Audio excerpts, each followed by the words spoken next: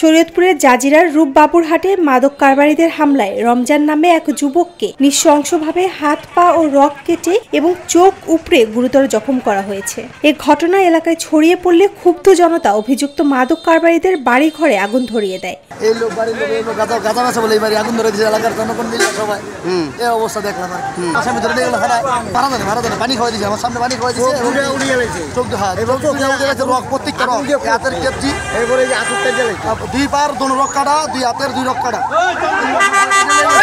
মানে এলাকার মানুষের নেতৃত্বে এই বাড়ি গাঁজা বাবা বেছে বা মানে এলাকার ইয়াং জেনারেশন যেটা মানুষ আছে সবার মাদকাসক্তিকে নষ্ট করে বলে গেছে, এবারে আগুন ধরে দিয়েছে।